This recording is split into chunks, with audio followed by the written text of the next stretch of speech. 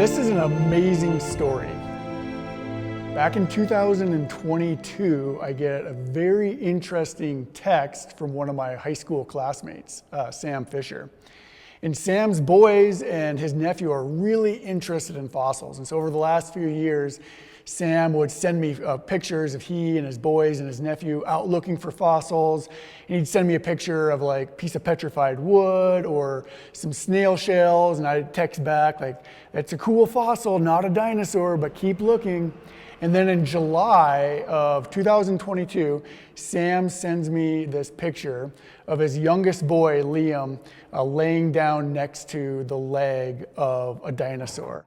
And it was just so cool. I was just so thrilled for him because they finally found a dinosaur. I know that he and the boys had been out looking for several years, and at long last, they found this cool dinosaur.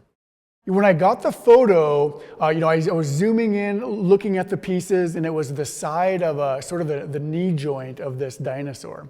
And I couldn't really tell based on the photo what kind of dinosaur it was. To me, it looked a bit like a duckbill dinosaur, it's the second most common dinosaur in these Badlands. So it was a pretty safe bet. And so that's what I thought it was. And it wasn't until later when I really started to scrutinize the photo that I start to have some suspicions that it might be part of a Tyrannosaurus rex.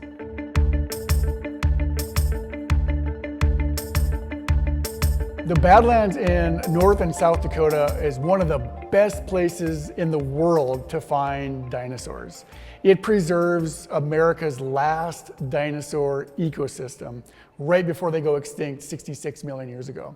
And they also preserve some of the most famous dinosaurs, like Triceratops, the duckbill dinosaur Edmontosaurus, and then of course, the most famous of them all, Tyrannosaurus rex. The day before we started the excavation, the boys and their dad took my crew out to the locality to show us what they had found. And we were looking at the pieces of the broken up bone as the bone weathers out of the hill and it breaks up. And the way in which the bone was breaking up, it was breaking up sort of like broken porcelain, was very similar to that of meat-eating dinosaurs. And then on July 3rd, we go there and we pick up all the pieces of broken bone. And then I started digging in an area where I thought I'd find a diagnostic bone. I thought I was digging where I was going to find a neck bone. Sam's oldest boy, Jessen, and I were digging and brushing and digging and brushing. And all of a sudden I brush and a T-Rex tooth about this big pops off. And I pick it up, I look at Jessen, he gasps. He and I share this moment, and then I start brushing where the tooth came out, and we could see 3 more teeth all lined up in a row. We had just uncovered the lower jaw of this juvenile T-Rex specimen. It was just one of the most remarkable moments. There were many aspects of this dig that were challenging. I mean, I was really nervous about leaving the specimen on the outcrop after we had exposed it, to the weather, to hailstorms. I mean, I just didn't want it to get damaged. And then I think the moment that was most nerve-wracking for me was the helicopter lift. We had estimated it was around 6,000 pounds, based on the size, dimensions of everything. And we'd hired a Black Hawk helicopter to come in and pick this thing off the hill and move it onto a nearby trailer. And the carrying capacity of the Black Hawk helicopter was 8,000 pounds. So we had, 2,000 pounds to play with. But man, when that helicopter came and it hovered over top of the dinosaur and they clipped it in, the helicopter neck, they clipped it into the helicopter, and you could see the Black Hawk helicopter lifting, but the specimen wasn't moving. And it stood there for a couple of minutes. And I was like, oh my God, it's too heavy, right? It's too heavy. Fortunately, it was just big enough to lift the specimen off the hill and onto a trailer. But that was a very nerve-wracking day for me and my team. This is a big deal because of the story of discovery, right? I mean, it's just an amazing, heartwarming story where you have 3 kids out looking for fossils in the Badlands of North Dakota and discovering the king of all, right, Tyrannosaurus Rex. To me, like, that is the most remarkable thing. I mean, that will ignite curiosity in everybody, right? I mean, if you just get outside, put the iPhone down, get outside and actually start looking, like, who knows what you'll find.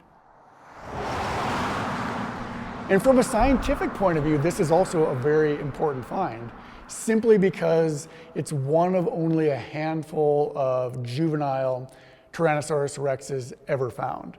We have a bunch of adult specimens, but we don't have very many younger ones. So this will, helps fill an important gap and tells us a lot about how T-Rex grew from a fluffy chicken-sized animal into the megaton predator that it was 66 million years ago. This is one of the most exciting discoveries I've ever worked on. I think it's because of that mentorship angle, of me seeing myself in Jessen and Liam and Caden. I mean, to me, that's really special, the whole mentorship piece. And then, again, just the raw emotion on the outcrop when we realized that we had a partial skeleton of a Tyrannosaurus Rex. It's just a moment I'll never forget. And I think it just excites so many people. Right? You can go out and make a cool discovery of a small mammal or of a new species of turtle, or pick your animal. Nothing excites curiosity and sparks the imagination like Tyrannosaurus Rex. I hope this discovery inspires other kids to go out and make more discoveries. There are so many more discoveries to be made. The best fossils are still in the ground. That's what I always tell everybody. Right here in Denver, I mean, some amazing discoveries have been found within the city limits of Denver. Just amazing dinosaurs, including Tyrannosaurus Rex fossils, Triceratops.